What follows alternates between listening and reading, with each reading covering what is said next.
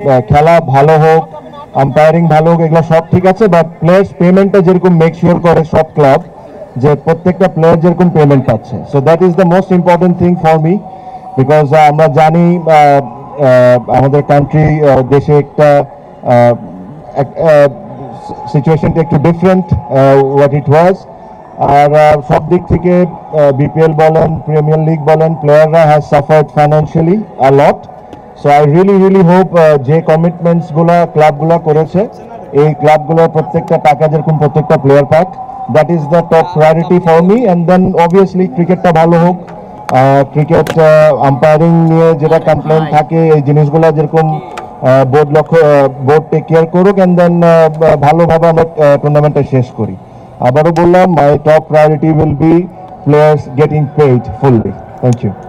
যে তামিম ভাই যেটা বললো যে এটা খুব চ্যালেঞ্জিং একটা টুর্নামেন্ট, আমাদের বিপিএলটা হবে, বাট পেমেন্ট ইস্যু নিয়ে অনেক ইস্যু নিয়ে সমস্যা হতে হবে, বাট আমরা চেষ্টা করবো সবকিছু সুন্দর করার জন্য। এবং আমি প্র্যাকটিসে খেলতেছি যে ক্যাপ্টেন, নতুন মধ্যে আমার জন্য, এবং আশা করছি ভালো হবে, এবং আশা করি বিপিএলটা ঢাকা প্রিমিয়ারটা ভালো হবে ইনশাআল্লাহ। আশা করি এবছরে চেষ্টা করব টিমের জন্য কন্ট্রিবিউট করার, বেস্ট পারফরমেন্স বের করে নিয়ে আসার। গাজী একটা দারুণ নাম, যেটা লাস্ট অনেক বছর ধরেই প্রিমিয়ার লিগে রাজত্ব করছে, ভালো খেলছে, ভালো ভালো প্লেয়ার এখান থেকে উঠে আসছে, এবং একটা চ্যাম্পিয়নশিপেরও নাম গাজী গ্রুপের আছে। আশা করি এই নামটা বজায় রাখার চেষ্টা করব, একটা দারুণ পারফরমেন্স দিয়ে টিমকে একটা ভালো পর্যায়ে নিয়ে যাওয়ার চেষ্টা করব। ধন্যবাদ। খেলতে, কারণ আর একটা নতুন টিম আমরা গড়েছি, তো আশা করি মাঠে ভালো কিছু করতে পারবো। আর এটা যেহেতু মানে প্রথমবার আমরা ঢাকা লিগে খেলতে পারছি, যেখানে পুরো সবগুলো ম্যাচই টেলিভাইজ হবে, এবং থার্ড আম্পায়ারিং অ্যাডিশনালি অ্যাড হয়েছে, তো এটা আমার মনে খুব ভালো একটা সংযোজন আমাদের টিমের জন্য বা আমাদের ডিপিএল এর জন্য। Thank you. অবশ্যই আমাদের জন্য একটু চ্যালেঞ্জিং এই বছরটা। তামিম ভাই যেহেতু মেনশন করেছে যে পেমেন্ট ইস্যুটা আসলে একটা বড় একটা ইস্যু, তো সেই কারণে আমরা অনেকজন প্লেয়ারকে ধরে রাখতে পারিনি এই বছর।